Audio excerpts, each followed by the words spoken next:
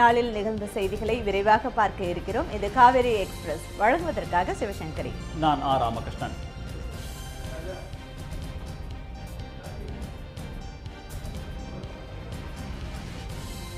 தமிழக சட்டப்பேரவை சபாநாயகர் தனபால் தனது குடும்பத்தினருடன் திருப்பதி ஏழுமலையானை தரிசிக்க நேற்று இரவு திருமலை வந்தார். முக்கிய பிரமுகர்கள் தங்கும் பகுதியான பத்மாவதி நகரில் இரவு தங்கியிருந்த அவர் இன்று காலை விஐபி தரிசனத்தில் கலந்து கொண்டு சுவாமி தரிசனம் செய்தார்.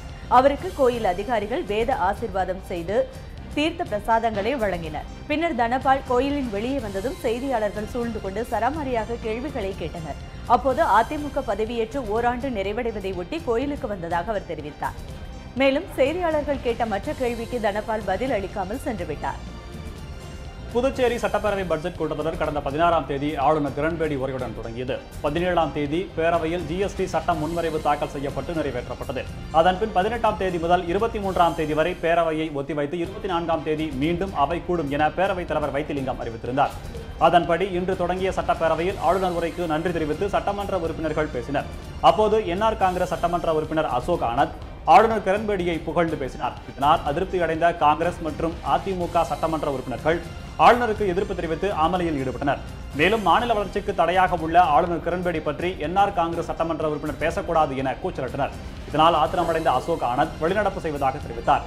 அவருக்கு ஆதரவாக தெரிவித்து என்ஆர் காங்கிரஸ் சட்டமன்ற உறுப்பினர்கள் சந்திர பிரியங்கா, ஜெயபால் உள்ளிட்டோரும் வெளிநடப்பு செய்தனர். தமிழக அரசு போக்குவரத்து கழக தொழிலாளர்களுக்கான 12வது ஊதிய ஒப்பந்தம் 2016ஆம் ஆண்டு ஆகஸ்ட் மாதத்துடன் முடிவடைந்தது. முன்னதாக ஓய்வு பெற்ற ஊழியர்களுக்கு வழங்க வேண்டிய நிலுவைத் தொகையை வழங்கினால்தான் பேச்சுவார்த்தை தொடரும் என தொழிற்சங்கங்கள் அறிவித்து கடந்த 15ஆம் தேதி முதல் 3 நாட்கள் வேலைநிறுத்த போராட்டத்தில் ஈடுபட்டனர். இதைத் தொடர்ந்து தமிழக அரசு பேச்சுவார்த்தை நடத்தி முதல் கட்டமாக நிலுவைத் தொகை 750 கோடியும் அடுத்த கட்டமாக 500 கோடியும் வழங்குவதாக கூறியதைத் தொடர்ந்து வேலைநிறுத்தம் வாபஸ் பெறப்பட்டது. இந்நிலையில் 13வது ஊதிய ஒப்பந்தம் போடுவதற்கான 7ஆம் கட்ட பேச்சுவார்த்தை இன்று குரோம்பேட்டையில் உள்ள மாநகர போக்குவரத்து பயிற்சிக் கழகத்தில் நடைபெற்றது. போக்குவரத்து துறை செயலாளர் சந்திரகாந்த் பி காம்ப்ளே தலைமையில் நடைபெற்ற இந்த பேச்சுவார்த்தையில் போக்குவரத்து கழக மேலாண்மை இயக்குநர்கள், நிதித்துறை அதிகாரிகள், 47 தொழிற்சங்கத்தினர் கலந்து கொண்டனர். அப்போது 50% ஊதிய உயர்வு வழங்குதல், காலி பணியிடங்களை நிரப்புதல் மற்றும் பேருந்து இயக்கங்களில் ஏற்படும் வருவாய் இழப்புகளை ஈடுகட்டுதல் உள்ளிட்ட பல்வேறு கோரிக்கைகளை தொழிற்சங்கத்தினர் பேச்சுவார்த்தையில் எழுப்பியுள்ளனர். மேலும் இது தொடர்பான அடுத்த கட்ட பேச்சுவார்த்தை குறித்து விரைவில் அறிவிக்கப்பட உள்ளதாகவும் கூறப்படுகின்றது. கடந்த ஏப்ரல் 1ஆம் தேதி நடைபெற்ற ஸ்ரீநகர் இடைத்தேர்தலின் போது பாதுகாப்பு பணியில் ஈடுபட்டிருந்த ராணுவத்தினர் மீது பிரிவினைவாதிகள் நூற்றுக்கணக்கில் திரண்டு கற்களை வீசியிருந்தனர். மேலும் ஓட்டுச்சாவடி முன்பு கல்வீச்சில் ஈடுபட்டவர்களை கலைக்க சென்ற பாதுகாப்பு படையினருக்கும் பிரிவினைவாதிகளுக்கும் இடையே கடுமையான மோதல் உருவானது. இதனையடுத்து இந்திய ராணுவ மேஜர் கோகாய் அளித்த உத்தரவின் பேரில் கல் வீசியவர்களில் ஒருவரை ஜீப்பின் முன்புற பகுதியில் கட்டி ஜீப்பை இயக்கினர் சென்றனர். இந்நிலையில் இந்த யோசனையை தெரிவித்த மேஜர் கோகாய் இந்திய ராணுவத்தினரால் கௌரவிக்கப்பட்டார். இதனை கண்டிக்கும் விதமாக ஜம்மு காஷ்மீர் மாநில தலைநகர் ஸ்ரீநகரில் தேசிய மாநாடு பெண்கள் பிரிவு சார்பாக நூற்றுக்கணக்கான பெண்கள் கண்டன ஆர்ப்பாட்டத்திலும் ஈடுபட்டனர். மேலும் ராணுவ மேஜர் கோகாய்க்கு எதிரான கண்டன முழக்கங்களையும் அவர்கள் எழுப்பினர். இதனால் அப்பகுதியில் பெரும் பரபரப்பு ஏற்பட்டது. இதனிடையே ஜம்மு காஷ்மீரில் தீவிரவாதிகள் ஊடுருவி இந்திய இளைஞர்களை தவறான பாதைக்கு அழைத்து செல்வதை தடுக்க இந்தியா நடவடிக்கை எடுத்துள்ளதாக விளக்கம் அளித்துள்ளது. அதற்காகத்தான் இந்த தாக்குதல் நடவடிக்கை என்று பாதுகாப்புத்துறை அமைச்சர் அருண் ஜேட்லி தெரிவித்துள்ளார். ஆனால் வழக்கம் போல் எந்த தாக்குதலும் நடத்தவில்லை என்று பாகிஸ்தான் மறுப்பு தெரிவித்துள்ளது. ஆனால் ஜம்மு காஷ்மீர் மாநிலத்தின் நௌஷோரா பகுதியில் ஊடுருவலை தடுக்க இந்த தாக்குதல் நடத்தப்பட்டதாக இந்திய ராணுவம் விளக்கம் அளித்துள்ளது. மேலும் முதல் முறையாக தாக்குதலின் வீடியோ பதிவை ராணுவம் வெளியிடப்பட்டுள்ளது குறிப்பிடத்தக்கது. முதலமைச்சர் எடப்பாடி பழனிசாமி தலைமையிலான அரசின் 4வது அமைச்சரவை கூட்டம் நாளை கூடுகிறது. இதையடுத்து ஜூன் முதல் வாரத்தில் சட்டப்பேரவையில் மானிய கோரிக்கை மீதான விவாத நாட்களுக்கான அதிகாரப்பூர்வ அறிவிப்பு வெளியாகும் என்று எதிர்பார்க்கப்படுகிறது. இந்த கூட்டத்தில் துறை ரீதியான அறிவிப்புகள் குறித்தும் நிதி பகிர்வு குறித்தும் ஆலோசிக்கப்படும் என தெரிகிறது. மேலும் மறைந்த முன்னாள் முதலமைச்சர் எம்ஜிஆரின் பிறந்தநாள் அரசு விழாவாக கொண்டாடப்படும் என அறிவிக்கப்பட்டுள்ளதால் அதற்கான ஏற்பாடுகள் குறித்தும் இந்த கூட்டத்தில் ஆலோசிக்கப்படும் என தகவல் வெளியாகியுள்ளது. எதிர்க்கட்சிகள் தொடர்ந்து சட்டப்பேரவையை கூட்டுமாறு வலியுறுத்தி வந்த நிலையில் நாளை அமைச்சர்கள் கூட்டம் நடைபெறுவது குறிப்பிடத்தக்கது. புதுக்கோட்டை மாவட்டம் ஆலங்குடி அருகே உள்ள நெடுவாசலில் ஹைட்ரோ கார்பன் திட்டத்தை செயல்படுத்த கடந்த பிப்ரவரி 15ஆம் தேதி மத்திய அமைச்சரவை ஒப்புதல் வழங்கியது. இதையடுத்து நெடுவாசல், நல்லாண்டார் கொள்ளை மற்றும் வடகாடு ஆகிய பகுதிகளைச் சேர்ந்த மக்கள் தீவிர போராட்டத்தில் ஈடுபட்டு வந்தனர். மக்கள் போராட்டம் வலுப்பெற்றதை அடுத்து மத்திய மாநில அமைச்சர்கள் ஹைட்ரோ கார்பன் திட்டத்தை செயல்படுத்த மாட்டோம் என்று உறுதியளித்தனர். அவர்களின் உறுதியை அடுத்து பொதுமக்களின் போராட்டம் தற்காலிகமாக கைவிடப்பட்டது. இந்நிலையில் மத்திய பெட்ரோலியத்துறை அமைச்சர் தர்மேந்திர பிரதான் ஹைட்ரோ கார்பன் எடுக்கும் திட்டத்திற்கு கர்நாடகாவைச் சேர்ந்த ஜெம் நிறுவனத்துடன் ஒப்பந்தம் செய்து கையெழுத்திட்டார். இதையடுத்து அதிருப்தி அடைந்த நெடுவாசல் மற்றும் அதன் சுற்று வட்டார மக்கள் இரண்டாம் கட்டமாக மீண்டும் ஹைட்ரோ கார்பன் திட்டத்திற்கு எதிராக போராட்டத்தில் ஈடுபட்டுள்ளனர். அதன்படி நேற்று நடைபெற்ற 42வது நாள் போராட்டத்தில் அரசியல் தலைவர்கள் திருமாவளவன் மற்றும் வேல்முருகன் ஆகியோர் பங்கேற்று போராட்டத்திற்கு ஆதரவு தெரிவித்தனர். ஹைட்ரோ கார்பன் திட்டத்திற்கு எதிரான போராட்டத்திற்கு பிறகு செய்தியாளர்களை சந்தித்த திருமாவளவன் தமிழகத்தில் சட்ட ஒழுங்கு பாதுகாப்பான நிலையில் இல்லை என குற்றம் சாட்டினார். மேலும் முன்னாள் முதலமைச்சர் ஜெயலலிதா மறைந்த பிறகு தமிழக அரசு முழுவதுமாக மத்திய அரசின் கட்டுப்பாட்டிற்குள் சென்று விட்டதாகவும் அவர் தெரிவித்தார். அதைத் தொடர்ந்து செய்தியாளர்களிடம் பேசிய வேல்முருகன் தற்போது உள்ள தமிழக அரசு வருமான வரி சோதனையில் இருந்து தப்பிக்க டெல்லிக்கு செல்வதை மட்டுமே பணியாக செய்வதாக கூறினார். மேலும் இந்த அரசால் தமிழக மக்களுக்கு எந்த பயனும் இல்லை என்றும் அவர் குற்றம் சாட்டியுள்ளார். திருவண்ணாமலை மாவட்டம் செய்யாறில் உயர்நீதிமன்றத்தால் தடை செய்யப்பட்ட பாக்கு போன்ற புகையிலை பொருட்களின் விற்பனை அதிகரித்து விட்டதாகவும் அதனால் இளைஞர்கள் பெரும்பாலும் பாதிப்படைவதாகவும் அப்பகுதி மக்கள் குற்றம் சாட்டியுள்ளனர். இந்நிலையில் புகையிலை பொருட்கள் விற்பனையை தடுக்க வலியுறுத்தி செய்யாறு வட்டாட்சியர் அலுவலகம் முன்பாக தமிழக விவசாயிகள் சங்கம் சார்பில் கண்டன ஆர்ப்பாட்டம் நடைபெற்றது. சங்கத்தின் மாநில செய்தி தொடர்பாளர் புருஷோத்தமன் தலைமையில் நடைபெற்ற இந்த ஆர்ப்பாட்டத்தில் புகையிலை பொருட்களை விற்கும் கடைகளை ஆய்வு செய்து அரசு அறிக்கை வெளியிட வேண்டும் என வலியுறுத்தப்பட்டது. இதில் சுமார் 50க்கும் மேற்பட்ட விவசாயிகள் பங்கேற்று புகையிலை பொருட்களுக்கு எதிராக கோஷங்களை எழுப்பினர். தருமபுரி மாவட்ட ஆட்சியர் அலுவலகம் முன்பு மாற்றுத்திறனாளிகளுக்கு உதவித்தொகை வழங்கப்படாததை கண்டித்து கண்டன ஆர்ப்பாட்டம் நடைபெற்றது. இந்த ஆர்ப்பாட்டத்தின் போது உதவித்தொகை வழங்க 7000 முதல் 10,000 வரை லஞ்சம் கேட்கும் அதிகாரிகளுக்கு எதிராக புகார்கள் தெரிவிக்கப்பட்டன. மதிய வெயில் வாட்டி வதைக்கும் நிலையிலும் மாற்றுத்திறனாளிகள் உதவித்தொகைக்காக போராடிய சம்பவம் பார்ப்பவர்களை சோகத்தில் ஆழ்த்தியது. பின்னர் செய்தியாளர்களிடம் பேசிய மாற்றுத்திறனாளிகள் காசு இல்லாத காரணத்தால் தான் தாங்கள் உதவித்தொகை கேட்பதாகவும் ஆனால் உதவித்தொகையை பெறவே அரசு அதிகாரிகள் லஞ்சம் கேட்பதாகவும் வேதனை தெரிவித்தனர். கன்னியாகுமரி மாவட்டம் தக்கலையில் உள்ள ரேஷன் கடைகளில் மண்ணெண்ணெய் வழங்கப்படவில்லை என்று பொதுமக்கள் குற்றம் சாட்டியுள்ளனர். இந்நிலையில் தமிழகம் முழுவதும் வழங்கப்பட்டு வரும் ரேஷன் ஸ்மார்ட் கார்டு தங்கள் பகுதிக்கு வழங்குவதில் தாமதம் ஏற்படுவதாக அப்பகுதி மக்கள் அரசு அதிகாரிகளிடம் புகார் தெரிவித்துள்ளனர். ஆனால் புகார் குறித்து இதுவரை எந்த நடவடிக்கையும் எடுக்கப்படவில்லை என்று குறை கூறும் பொதுமக்கள் அரசு அதிகாரிகளின் போக்கை கண்டித்து வட்டாட்சியர் அலுவலகத்தில் காத்திருக்கும் போராட்டத்தில் ஈடுபட்டனர். இந்த போராட்டத்தில் 100க்கும் மேற்பட்ட பொதுமக்கள் பங்கேற்று வட்டாட்சியர் அலுவலகம் முன் அமர்ந்திருந்தனர். பின்னர் தகவல் அறிந்து வந்த போலீசார் மற்றும் வட்டாட்சியர் உரிய நடவடிக்கை எடுக்கப்படும் என்று உறுதியளித்த பின் போராட்டம் கைவிடப்பட்டது. கரூர் திருச்சி சாலையில் பொதுப்பணித்துறை அதிகாரிகளை கண்டித்தும் தமிழக அரசை கண்டித்தும் தமிழ்நாடு மணல் லாரி உரிமையாளர்கள் சங்கத்தின் சார்பாக சாலை மறியல் போராட்டம் நடைபெற்றது. இந்த போராட்டத்தின் போது மணல் லாரிகளை வரிசைப்படுத்தி அனுப்ப வேண்டும், மணல் லாரிகளுக்கு விதிக்கப்படும் தடவரி, உள்ளூர் வரி உள்ளிட்டவற்றை ரத்து செய்ய வேண்டும் என வலியுறுத்தப்பட்டது. தமிழ்நாடு மணல் லாரி உரிமையாளர்கள் சங்க தலைவர் ராஜாமணி தலைமையில் நடைபெற்ற இப்போராட்டத்தில் 500க்கும் மேற்பட்ட லாரி உரிமையாளர்கள் பங்கேற்றனர். அப்போது போராட்டம் நடைபெற்ற இடத்திற்கு வந்த போலீசார் தடையை மீறி போராட்டம் நடத்தப்பட்டதாக சாலை மறியலில் ஈடுபட்டவர்களை அங்கிருந்து அப்புறப்படுத்தினர். நாகை மாவட்டம் நாகூரில் உள்ள புனித பாத்திமா அன்னை ஆலயத்தின் 13ஆம் ஆண்டு தேர் திருவிழா கடந்த 10 நாட்களாக நடைபெற்று வருகிறது. திருவிழாவை முன்னிட்டு ஆலயத்தில் கொடியேற்றம், சிறப்பு வழிபாடுகள் உட்பட பல்வேறு கலை நிகழ்ச்சிகளும் நடைபெற்று வருகின்றன. இந்நிலையில் ஆலயத்தில் உள்ள மாதா திருவுருவத்தின் மேல் கண்ணாடியை மர்ம நபர்கள் சிலர் உடைத்து சேதப்படுத்தியுள்ளனர். இதுகுறித்து தகவல் தெரிந்ததும் 100க்கும் மேற்பட்ட கிறிஸ்தவர்கள் ஆலயம் முன் திரண்டு கண்டன கோஷங்களை எழுப்பினர். அது மட்டுமின்றி மாதா கூண்டின் கண்ணாடி உடைக்கப்பட்டதை கண்டித்தும் அதற்கு காரணமானவர்களை கைது செய்ய வலியுறுத்தியும் சாலை மறியலில் ஈடுபட்டனர். இதனையடுத்து தகவல் அறிந்து சம்பவ இடத்திற்கு வந்த போலீசாருக்கும் போராட்டத்தில் ஈடுபட்டவர்களுக்கும் இடையே கடும் வாக்குவாதம் ஏற்பட்டது. அதனைத் தொடர்ந்து போராட்டக்காரர்கள் காவல் நிலையத்தை முற்றுகையிட முயன்றதால் போலீசாரிடையே தள்ளுமுள்ளு ஏற்பட்டு சிறிது நேரம் பரபரப்பாக காணப்பட்டது. நெல்லை மாவட்டம் குற்றாலத்தில் அடுத்த மாதம் தென்மேற்கு பருவமழை தொடங்க உள்ளது. இதனால் குற்றாலம் அருவியில் குளிக்க வரும் பயணிகளின் எண்ணிக்கை அதிகரித்து காணப்படும். ஆகையால் அப்பகுதியில் உள்ள கடைகளில் விற்கப்படும் உணவுகள், குடிநீர் குறித்தும் பொதுமக்களுக்கான போக்குவரத்து பாதுகாப்பு வசதிகள் குறித்தும் மாவட்ட ஆட்சியர் கருணாகரன் ஆய்வு மேற்கொண்டார்.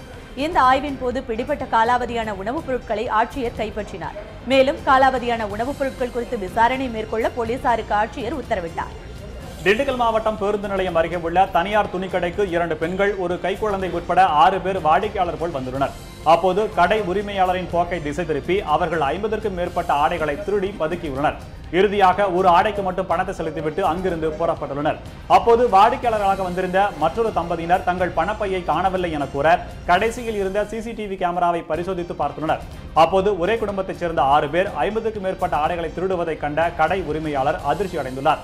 பின்னர் இதுகுறித்து காவல்துறைக்கு தகவல் தெரிவிக்க போலீசார் திருடியவர்கள் மீது வழக்கு பதிவு செய்து விசாரணை மேற்கொண்டு வருகின்றனர். சென்னை பெருங்குடி எம்ஜிஆர் நகர் பகுதியைச் சேர்ந்த இளைஞர் சுரேஷ் 23 வயது நிரம்பிய இவர் கூலி தொழிலாளியாக பணியாற்றி வந்தார். தினமும் வேலையை முடித்துவிட்டு பெருங்குடியில் ஏரியில் குளிப்பதை அவர் வழக்கமாக கொண்டிருந்தார். இந்நிலையில் நேற்று வழக்கம் போல் ஏரியில் குளித்த சுரேஷ் அதிலிருந்த பாசி காலில் சிக்கியதால் நீரில் மூழ்கி பரிதாபமாக உயிரிழந்தார். இந்த சம்பவத்தை கண்ட சுரேஷின் தங்கை ஏரிக்கரையிலேயே மயங்கி விழுந்தார்.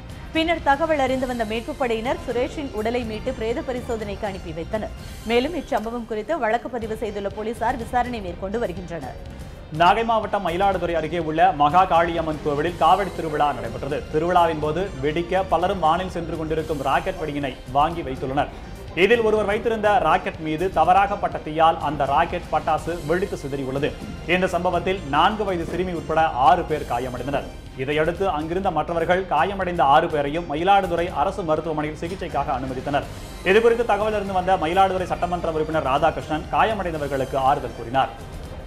1ஆம் வகுப்பு முதல் 12ஆம் வகுப்பு வரையிலான பாடத்திட்டங்கள் மாற்றப்பட உள்ளதாக தமிழக கல்வித்துறை அமைச்சர் செங்கோட்டையன் தெரிவித்துள்ளார்.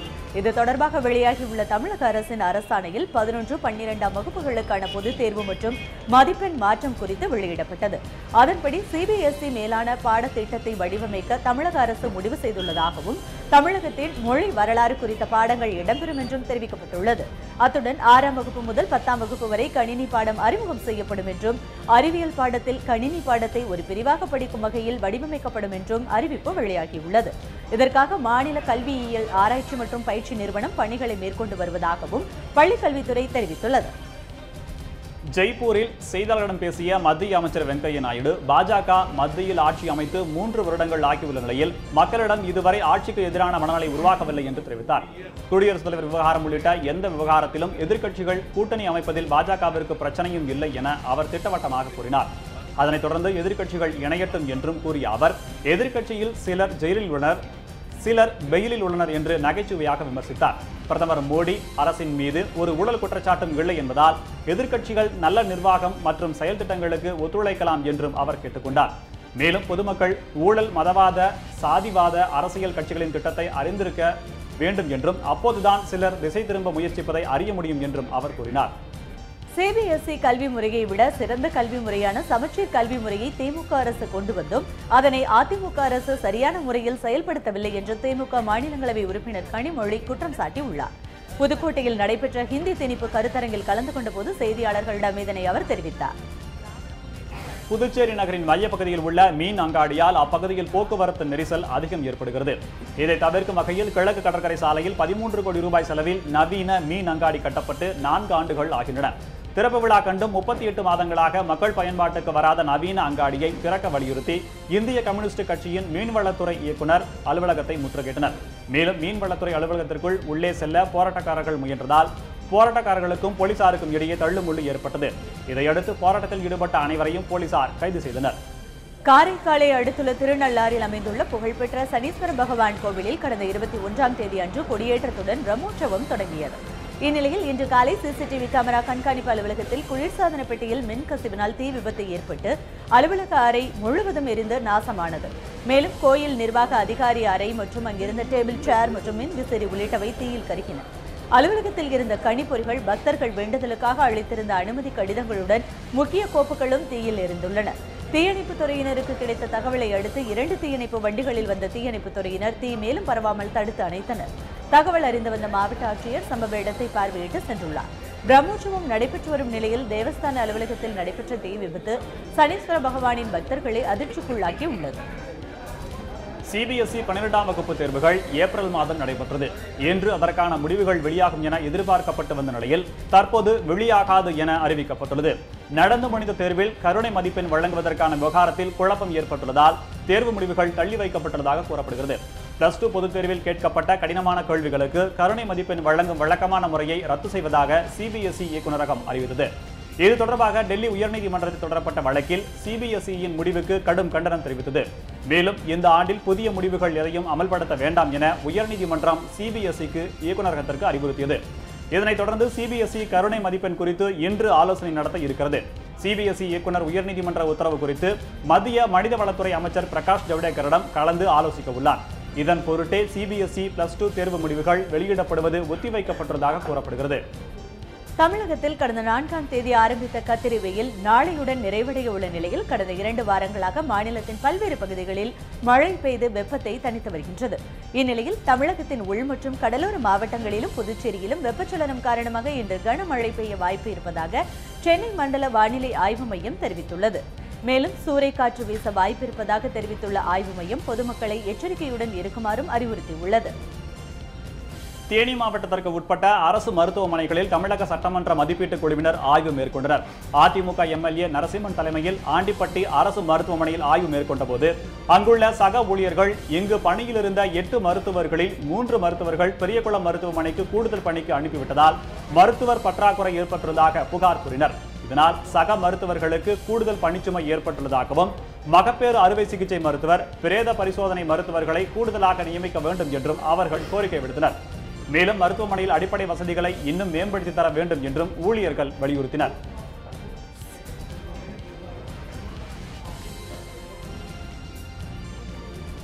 சர் ரோஜர் மூர் கடந்த 1973ஆம் ஆண்டு முதல் 1985ஆம் ஆண்டு வரை ஜேம்ஸ் பாண்ட் கதாபாத்திரத்தில் நடித்து உலக புகழ் பெற்றார். இந்த காலகட்டத்தில் அவர் 7 திரைப்படங்களில் ஜேம்ஸ் பாண்டாக தோன்றி ரசிகர்கள் மனதில் நீங்காத இடம் பிடித்தார். ஜேம்ஸ் பாண்ட் பட வரிசையில் 007 உளவுத்துறை அதிகாரியாக நடித்து அசத்தினார். சுவிட்சர்லாந்தில் தனது குடும்பத்துடன் வசித்து வந்த அவர் நீண்ட காலமாக புற்றுநோயால் அவதிப்பட்டு வந்தார். இந்நிலையில் சர் ரோஜர் மூர் புற்றுநோய் காரணமாக சுவிட்சர்லாந்தில் நேற்று உயிரிழந்தார். இந்த தகவலை அவரின் குடும்பத்தினர் ட்விட்டர் பக்கத்தில் வெளியிட்டுள்ளனர். மத்திய பிரதேச மாநிலத்தைச் சேர்ந்த சுமார் 29 பேர் உத்தரகாண்டில் உள்ள கங்கோத்ரி கோவிலுக்கு சென்றுவிட்டு நேற்றிரவு பேருந்தில் ஊர் திரும்பிக் கொண்டிருந்தனர். இந்நிலையில் உத்தரகாசி அருகே பேருந்து வந்து கொண்டிருந்த போது ஓட்டுநரின் கட்டுப்பாட்டை இழந்த பேருந்து 300 அடி ஆழ பள்ளத்தில் உருண்டு அருகில் இருந்த பகீரளி ஆற்றில் மூழ்கியது. இதனையடுத்து தகவலிருந்து சம்பவ இடத்திற்கு வந்த போலீசார் மற்றும் மீட்பு படையினர் நீரில் மூழ்கியவர்களை மீட்கும் பணியில் ஈடுபட்டனர். இதுவரை உயிரிழந்த 20 பேரின் உடல்களை மீட்டுள்ள மீட்பு படையினர் தொடர்ந்து தீவிர மீட்பு பணியில் ஈடுபட்டு வருகின்றனர். பக்தர்கள் சென்ற பேருந்து நீரில் மூழ்கிய சம்பவம் அப்பகுதியில் பெரும் சோகத்தை ஏற்படுத்தியுள்ளது. இந்த விபத்தில் உயிரிழந்தவர்களின் குடும்பத்தினருக்கு தலா 2 லட்சம் ரூபாய் நிவாரண நிதியாக வழங்கப்படும் என மத்திய பிரதேச மாநில முதலமைச்சர் சிவராஜ் சிங் சௌகான் அறிவித்துள்ளார். மயிலாடுதுறை அடுத்த நீடூர் நெய்வாசலில் உள்ள மகா காளியம்மன் ஆலயத்தில் காவடி திருவிழா நடைபெற்றது. இதற்காக கோயிலில் பட்டாசுகள் மற்றும் ராக்கெட் வெடிகள் வாங்கி வைக்கப்பட்டிருந்தது. இந்நிலையில் எதிர்பாராத விதமாக இந்த பட்டாசுகள் திடீரென வெடித்து சிதறின. இதில் 4 வயது சிறுமி உட்பட 6 பேர் படுகாயமடைந்தனர். இதையடுத்து காயமடைந்த அனைவரும் மயிலாடுதுறை அரசு மருத்துவமனையில் அனுமதிக்கப்பட்டனர். அங்கு அவர்களுக்கு தொடர்ந்து சிகிச்சை அளிக்கப்பட்டு வருகிறது. இதனிடையே இந்த வெடி விபத்திற்கான காரணம் குறித்து போலீசார் தீவிர விசாரணை மேற்கொண்டு வருகின்றனர். கோவை அரசு மருத்துவக் கல்லூரி மருத்துவமனையில் பணிபுரிபவர் சவுந்தரவடிவேலு. அந்த மருத்துவமனையில் சிகிச்சை பெற்று வந்த ஒருவர் உயிரிழந்த நிலையில் பிணவரையில் இருக்கும் அவரது உடலை வாங்க வந்த உறவினர்களிடம் உரிய பெயர் சான்றிதழ் கேட்கப்பட்டதாக கூறப்படுகிறது. இதனால் வாக்குவாதத்தில் ஈடுபட்ட சிலர் மருத்துவமனை அலுவலரை தகாத வார்த்தைகளால் திட்டி தாக்கியதுடன் செல்போனையும் பறித்து சென்றனர். இதனையடுத்து அங்கிருந்த ஊழியர்கள் கில்மோர் என்னும் ஒருவரை மட்டும் பிடித்து காவல்துறையினரிடம் ஒப்படைத்தனர். தப்பி ஓடிய மற்றவர்களை உடனடியாக கைது செய்ய கோரி ஊழியர்கள் 100க்கும் மேற்பட்டோர் மருத்துவமனை வளாகத்திலேயே போராட்டத்தில் ஈடுபட்டனர். இதனைத் தொடர்ந்து தப்பி ஓடியவர்களை சிசிடிவி கேமரா காட்சிகளின் உதவியுடன் பிடிக்க போலீசார் தீவிரமாக முயன்று வருகின்றனர். கன்னியாகுமரி மாவட்டம் மேற்கு கடற்கரை சாலையில் வருவாய்த்துறை அதிகாரிகள் வாகன சோதனையில் ஈடுபட்டுக் கொண்டிருக்கும் போது 2 வெவ்வேறு இடங்களில் கடத்த முயன்ற 1000 கிலோ ரேஷன் அரிசி மற்றும் 600 லிட்டர் ரேஷன் மண்ணெண்ணெயை அதிகாரிகள் பறிமுதல் செய்துள்ளனர். அந்த கார்களை ஓட்டி வந்தவர்கள் தப்பித்து சென்ற நிலையில் கார்களையும் அதிகாரிகள் பறிமுதல் செய்து விசாரணை மேற்கொண்டு வருகின்றனர். மேலும் பறிமுதல் செய்யப்பட்ட அரிசி மற்றும் மண்ணெண்ணெய் ஆகியவற்றை காப்புக்காடு அரசு குடோனில் ஒப்படைத்தனர். தமிழ்நாடு முழுவதும் நெடுஞ்சாலை ஓரங்களில் செயல்பட்டு வந்த மதுக்கடைகள் மூடப்பட்டுள்ளதை அடுத்து புதுவையில் மூடப்பட்ட தனியார் மதுக்கடைகள் கடலூர் புதுவை எல்லையான சோரியங்குப்பத்தில் புதிதாக அமைய உள்ளதற்கு எதிர்ப்பு தெரிவித்து சோரியங்குப்பம் பகுதி மக்கள் சாலை மறியலில் ஈடுபட்டனர். பின்னர் அப்பகுதியில் அமைந்துள்ள மதுபான கடைகளுக்கு தீ வைத்து எரித்து ஆர்ப்பாட்டத்தில் ஈடுபட்டனர். மேலும் போலீசாருக்கும் போராட்டக்காரர்களுக்கும் வாக்குவாதம் ஏற்பட்டதால் அப்பகுதியில் பெரும் பரபரப்பு ஏற்பட்டது. கல்வித்துறை சீர்திருத்தங்கள் நல்ல தொடக்கம் என்றாலும் செல்ல வேண்டிய தொலைவு மிக அதிகம் என்று பாமக நிறுவனர் ராமதாஸ் தெரிவித்துள்ளார். இது தொடர்பாக அவர் விடுத்துள்ள அறிக்கையில் தமிழகத்தில் பொதுத் தேர்வு முடிவில் தரவரிசை வெளியிடுவது ரத்து மற்றும் பாடத்திட்டங்களில் மாற்றம் போன்ற நடவடிக்கைகளை தமிழக அரசு மேற்கொண்டு வருவது வரவேற்கத்தக்கதாக இருந்தாலும் பள்ளிக்கல்வித்துறையில் இன்னும் ஏராளமான நடவடிக்கைகளை விரைந்து மேற்கொள்ள வேண்டியுள்ளது என்று கூறியுள்ளார். மாணவர்களின் திறனை சரியாக மதிப்பிடுவதற்கு இந்த மாற்றம் மட்டுமே போதுமானதல்ல என்றும் 10ஆம் வகுப்பு மற்றும் 12ஆம் வகுப்பு பொதுத் தேர்வுகளில் மாணவர்களின் விடைத்தாள்களை மதிப்பிடும் முறையில் மிகப்பெரிய அளவில் மாற்றங்கள் செய்யப்பட வேண்டும் என்றும் கேட்டுக் கொண்டுள்ளார். அனைத்து தேர்வுகளிலும் எழுப்பப்படும் வினாக்கள் மாணவர்களின் சிந்தனை திறனை சோதிக்கும் வகையில் இருப்பதை உறுதி செய்ய வேண்டும் என்றும் தெரிவித்துள்ளார். மாணவர்களின் தேவைக்கு ஏற்ப ஆசிரியர்களின் எண்ணிக்கையை அதிகரிப்பதுதான் வளர்ச்சி என்றும், ஆசிரியர்களின் எண்ணிக்கைக்கு ஏற்ப மாணவர்களின் எண்ணிக்கை குறைக்கப்படுவது எதிர்காலத்தில் மிக மோசமான விளைவுகளை ஏற்படுத்திவிடும் என்றும் எச்சரித்துள்ளார். அரசு பள்ளி ஆசிரியர்கள் வாக்காளர் பட்டியலை திருத்துவது போன்ற பணிகளில் பயன்படுத்துவதை முதலில் நிறுத்த வேண்டும் என்று கேட்டுக்கொண்ட அவர், மாணவர்களுக்கு பாடம் நடத்துவதில் மட்டும் ஆசிரியர்கள் கவனம் செலுத்துவதற்கான நடவடிக்கைகளை மேற்கொள்ள வேண்டும் என்றும் தமிழக பள்ளிக்கல்வித்துறையை ராமதாஸ் வலியுறுத்தியுள்ளார். கன்னியாகுமரி மாவட்டம் புதுக்கடை காவல் நிலைய எல்லைக்கு உட்பட்ட அனந்தமங்கலம் காட்டுவளை பகுதியில் மணி என்பவர் சட்டவிரோதமாக கேரள மதுபானங்களை தெருமுனைகளில் விற்பனை செய்வதை கண்டித்தும், இதற்கு புதுக்கடை காவல்துறை துணை போவதாக கூறியும் அப்பகுதியைச் சேர்ந்த பொதுமக்கள் திடீரென கருப்பு கொடியுடன் சாலை மறியல் போராட்டத்தில் ஈடுபட்டனர். மேலும் மதுபான பாட்டில்களை சாலையில் உடைத்து தங்கள் எதிர்ப்பை தெரிவித்தனர். இந்த போராட்டத்தில் பெண்கள் உட்பட நூற்றுக்கணக்கான மக்கள் பங்கேற்று மாவட்ட நிர்வாகம் மற்றும் போலீசாருக்கு எதிராக கோஷங்களை எழுப்பினர். இதனால் அந்த பகுதியில் பதற்றமான சூழல் நிலவியது. அதிமுக ஆட்சியானது குடியரசுத் தலைவர் தேர்தலுக்கு பிறகு நிச்சயம் கலையும் என்றும், மோடிக்கு கிடைத்த 2 அடிமைகள் தான் ஓபிஎஸ் மற்றும் இபிஎஸ் என்றும் திமுகவின் மூத்த தலைவர் துரைமுருகன் கூறியுள்ளார். இதனை அவர் மதுரையில் நடந்த ஹிந்தி திணிப்பு எதிர்ப்பு போராட்டத்தில் கலந்து கொண்ட போது தெரிவித்தார். மத்திய அரசு தனது அதிகாரத்தை பயன்படுத்தி இந்தியை அதிகார மொழியாக்க முயன்றால் திமுக அதற்கு எதிராக போராட அனைத்து வகையிலும் முனைந்து நிற்கும் என்று திமுக எம்பி திருச்சி சிவா கூறியுள்ளார். சேலத்தில் நடைபெற்ற நீட் தேர்வு குறித்த கருத்தரங்கில் கலந்து கொண்ட போது செய்தியாளர்களிடம் இதனை அவர் தெரிவித்தார். இந்தியாவில் மக்களவையின் எதிர்வரிசையில் அதிக உறுப்பினர்கள் கொண்ட கட்சிக்கு பிரதான எதிர்க்கட்சித் தலைவர் பதவி அளிக்கப்படுகின்றது. ஆனால் மக்களவையில் காங்கிரஸ் கட்சி அதிக உறுப்பினர்களை கொண்டிருந்தாலும் எதிர்க்கட்சித் தலைவர் பதவிக்கான 55 உறுப்பினர்கள் அதனிடம் இல்லை. இருப்பினும் ஆளும் தேசிய ஜனநாயக கூட்டணியானது எதிர்க்கட்சி அந்தஸ்தை காங்கிரஸ் கட்சிக்கு ஒதுக்கியது. இந்நிலையில் தற்போது எதிர்க்கட்சித் தலைவர் பதவியில் இருக்கும் மல்லிகார்ஜுன கார்கே கடந்த மே 1ஆம் தேதி நாடாளுமன்ற பொதுக்கணக்கு குழு தலைவராக நியமிக்கப்பட்டார். இதனால் மல்லிகார்ஜுன கார்கே தலைவர் பதவியில் இருந்து விரைவில் விடுவிக்கப்பட்டு அவருக்கு புதிய பொறுப்புகள் வழங்கப்படலாம் என்றும், அவர் வகித்து வரும் எதிர்க்கட்சித் தலைவர் பதவி ராகுல் காந்திக்கு வழங்கப்படலாம் என்றும் காங்கிரஸ் கட்சியின் செய்தி தொடர்பு வட்டார தகவல்கள் வெளியாகி உள்ளன. பத்திரிகை செய்திகளில் தாம் வெளிவர வேண்டும் என்பதற்காக திமுக செயல் தலைவர் ஸ்டாலின் தினந்தோறும் பேட்டிகள் கொடுத்துக் கொண்டிருக்கிறார் என ஊரக வளர்ச்சித்துறை அமைச்சர் SP வேலுமணி விமர்சித்துள்ளார். கோவை விமான நிலையத்தில் செய்தியாளர்களிடம் பேசிய அவர் இவ்வாறு குறிப்பிட்டார். கொடைக்கானலில் உள்ள தனியார் பள்ளியில் தேசிய அளவிலான சதுரங்க தொடரானது கடந்த 13ஆம் தேதி முதல் நேற்று முன்தினம் வரை நடைபெற்றது. 5 நாட்கள் நடைபெற்ற இத்தொடரை ஓய்வு பெற்ற IAS அதிகாரி கணபதி துவக்கி வைத்தார். புதுடெல்லி, கேரளா, கர்நாடகா, ஆந்திரா என பல்வேறு மாநிலங்களிலிருந்து 6 வயது முதல் 75 வயது வரையுள்ள 255 பேர் கலந்து கொண்டனர். இத்தொடருக்கு நடுவராக சர்வதேச போட்டிகளில் பணியாற்றும் விஜயகுமார் நடுவராக செயல்பட்டார். இந்த போட்டியில் சென்னை ICF-ஐ சேர்ந்த சையத் அன்வர் முதலிடம் பிடித்தார். முதலிடம் பிடித்த அன்வருக்கு கோப்பையுடன் 35,000 ரூபாய் ரொக்க பரிசும் வழங்கப்பட்டது. வீரர்களை உற்சாகப்படுத்தும் விதமாக போட்டியில் பங்கேற்ற அனைவருக்கும் சிறப்பு பரிசுகளும் வழங்கப்பட்டன. தமிழகத்தில் ஹைட்ரோ கார்பன் திட்டத்தினை செயல்படுத்தி மத்திய அரசு நிலக்கரி சுரங்கம் அமைக்க ஏற்பாடு செய்து வருவதாக விடுதலை சிறுத்தைகள் கட்சித் தலைவர் திருமாவளவன் குற்றம் சாட்டியுள்ளார். புதுக்கோட்டையில் செய்தியாளர்களை சந்தித்த திருமாவளவன் மத்திய அரசு தமிழக மக்களுக்கு எதிரான திட்டங்களை செயல்படுத்துவதில் முனைப்பு காட்டி வருவதாக குறிப்பிட்டார்.